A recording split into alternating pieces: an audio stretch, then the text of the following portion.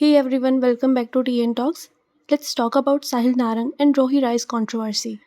तो साहिल नारंग ना एक यूट्यूबर एंड कंटेंट क्रिएटर है जो फूड व्लॉगिंग के अराउंड अपना कंटेंट क्रिएट करता है। तो यहाँ पर ना साहिल का कहना है कि रोही राय ऑलमोस्ट 1 साल से कॉन्टिन्यूसली उसको पोक कर रही है। हर जगह पर ना इनडायरेक्टली उसके बारे में बातें करती है, उसके लिए बुरा बोलती है और ये सब इतना ज़्यादा हो गया कि साहिल ने फाइनली बोला है कि वो उसे अब एक्सपोज करेगा, वो अब और चीज़ें नहीं सहेगा। तो एक्सपोज किस चीज़ का? उसने बोला रोही झूठ बोल रही है, ड्रामा क्रिएट कर रही है और अगर उसने कुछ आगे बोला तो वो रिसीट्स निकालेगा और बताएगा कि रोही ने कैसे अपने लग्जरी बैग्स खरीदे हैं, कैसे वो एक 40 ईयर्स ओल्ड मैन के साथ डेट्स पर गई है और कैसे वो अपने फ़ायदे के लिए दूसरों को ट्रबल करती है। ऑनेस्टली साहिल की टोन से अभी ये क्लियर है कि वो बहुत ज़्यादा फ्रस्ट्रेट हो चुका है। उसका मानना है कि सिर्फ ड्रामा क्रिएट करने के लिए रोही उसका नाम ड्रैग कर रही है, जबकि उसने कभी उसके अगेंस्ट कुछ नहीं बोला। तो चलिए थोड़ा फ्लैशबैक में चलते हैं। इनकी दोस्ती शुरू हुई थी 2019 में जब लव स्कूल शो स्टार्ट हुआ था। वहीं पे साहिल और रोही की पहली बार मुलाकात हुई थी और वहीं से इनकी दोस्ती की शुरुआत हुई। शो के ख़त्म होने के बाद भी ये दोनों कॉन्टिन्यूसली मिलते रहते थे। इनका एक साथ व्लॉग्स बनाना, एक दूसरे के घर जाना, एक दूसरे के पेरेंट्स से मिलना, साथ में ट्रिप्स पर जाना, मतलब एकदम बेस्ट फ्रेंड वाइब्स। तो ना 6-7 साल से इनका जर्नी था और हर किसी को लगता था कि ये बॉन्ड हमेशा रहेगा, कभी नहीं टूटेगा।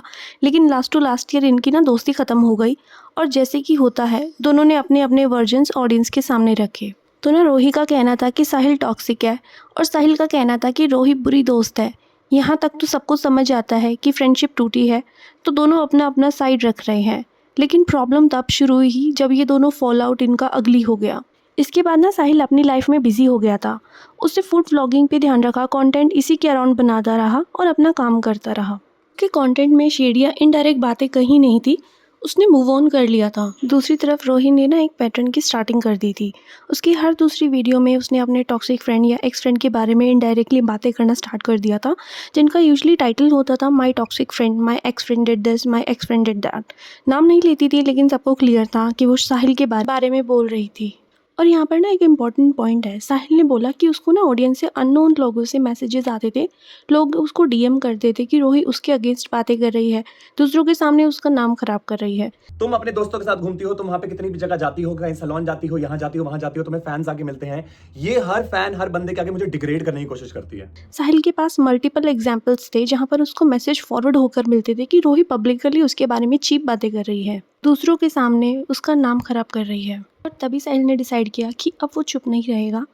उसने वीडियो में भी बोला है कि बहुत फ्री पास दे लिए इस इंसान को, अब वो और फ्री पास नहीं देगा, अब वो उसको एक्सपोज करेगा। तो ना रोही ने ना अपना एक न्यू स्टोरी टाइम वीडियो डाला जिसका टाइटल था my toxic friend try to किस माई गाय इन फ्रंट ऑफ मी।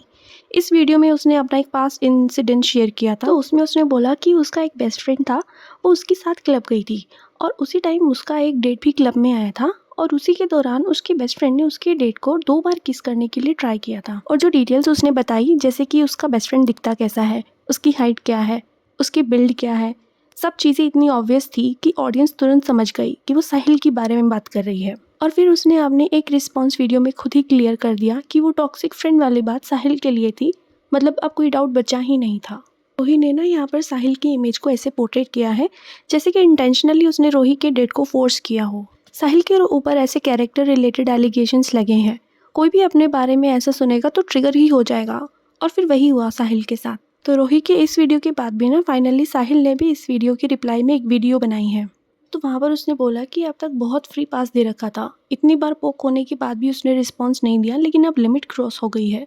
अपनी वीडियो में साहिल बहुत अपसेट दिख रहा था, फ्रस्ट्रेशन उसके फेस पर क्लियरली नजर आ रहा था। उसने बोला कि उसने कभी भी रोही के अगेंस्ट कोई डायरेक्टली बातें नहीं करी, ना ही कोई शेड, ना ही कोई गॉसिप, लेकिन रोही ने ना उसके कैरेक्टर पर अटैक किया है और उसने ना वार्निंग्स दी हैं कि अगर अब अगले टाइम पर रोही ऐसे करेगी तो उसको एक्सपोज करेगा रिसीट्स के साथ, मतलब प्रॉपर प्रूफ जिसमें दिखाएगा कि रोही का लग्जूरियस लाइफस्टाइल कैसे फंडेड है, कैसे एक्सपेंसिव आइटम्स परचेज होते हैं और कैसे उनके रिलेशनशिप से डायरेक्ट लिंक है। तो ना रोही का ना उस टाइम पर एक बॉयफ्रेंड था जिसको ये लोग बटलर कहते थे, या एटलीस्ट जिसको इंटरनेट पर लोग बटलर कहते थे।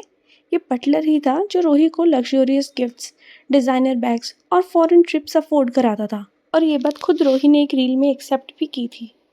तो जब वो बटलर के साथ थी, ऑलरेडी एक रिलेशनशिप में थी, तब रोही ने ना डिसाइड किया कि वो एक नया डेट ढूंढेगी थाईलैंड ट्रिप पर। ना ऐप आया, उसने डेट ढूंढना स्टार्ट किया और उसका वो एक डेट मिल भी गया था वहाँ पर। तो उसी शाम ना ये लोग अपनी क्लब नाइट पर जाने वाले थे, तो रोही ने अपनी डेट को भी इन्वाइट कर लिया था।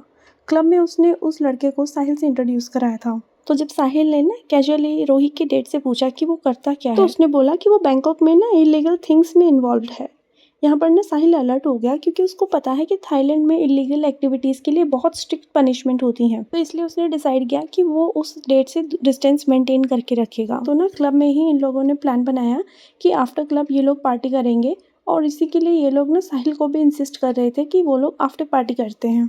लेकिन साहिल ने ना यहाँ पर क्लियरली मना कर दिया। उसने बोला कि वो अपने रूम में जाके रेस्ट करेगा। तो यहाँ पर ना साहिल चाहता था कि क्लब के बाद वो और रोही अपने होटल रूम में चले जाएं और वो जो डेट है वो अपने घर चला जाए।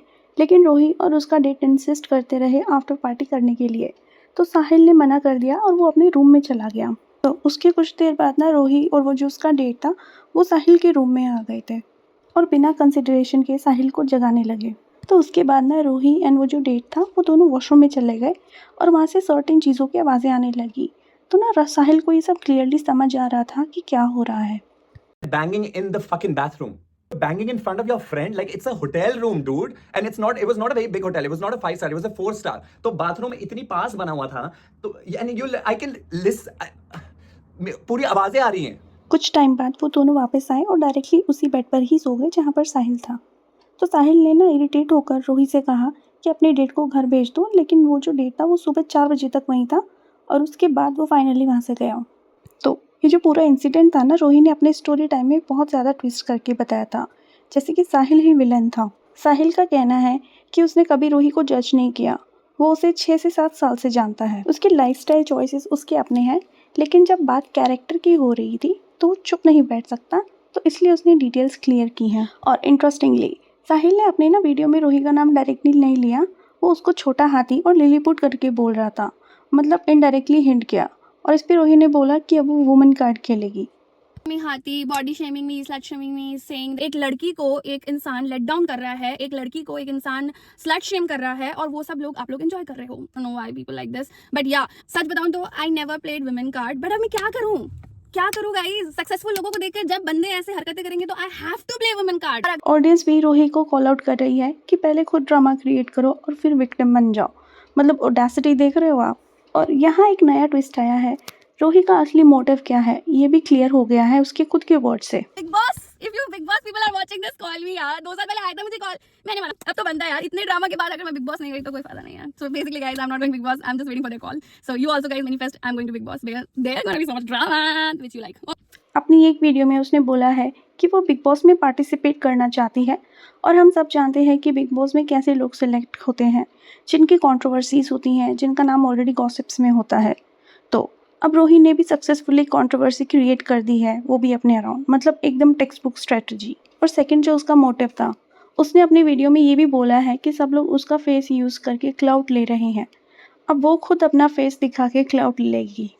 और इसमें उसने ना इनडायरेक्टली रेबल किड का मेंशन किया है। I really want to give credit to Rebel Kid in this video because सच बताऊं when Rebel Kid को सब लोग रोस्ट कर रहे थे YouTube पे, तो उसने बोला था कि जब सब लोग उसके नाम से फायदा उठा सकते हैं तो वो अपने नाम से फायदा क्यों नहीं उठा सकती है। लेकिन रियलिटी ये है कि रेबेल कभी भी अपने आप को रोही से कंपेयर नहीं करती। तो अपने रोस्ट वीडियो पर रेबेल किड ने खुद ही एक रिएक्शन वीडियो बनाया था रजत की वीडियो पे, जिस पर रजत ने उसे सेम फ्रेम में रखा था रोही के। तो वहाँ पर रेबेल किड ने खुद उसको बोला था कि भाई मुझे सेम फ्रेम में मत रखो रोही के साथ, वो भी। और लोग ना रेबेल किड को इसलिए सपोर्ट करते हैं क्योंकि उसके साथ जेन्युइनली अनफेयर चीज़ें हुई थी, लोग उसको शेम कर रहे थे। रेबेल कंट्रोवर्सीज इन्वाइट नहीं करती, रोही के अपोजिट है वो बिल्कुल।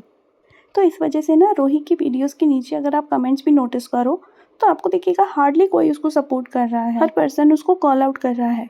सबको समझ आ गया है कि इस बार वो डेफिनेटली विक्टिम नहीं है। तो आपको क्या लगता है कि क्या रोही का मूव सिर्फ बिग बॉस में एंट्री लेने के लिए है या वो जेन्युइनली अपना साइड क्लियर कर रही है? सो या that's it for this video guys. If you like this video, don't forget to like, share, comment and subscribe to TN Talk. See you in the next one. Thank you.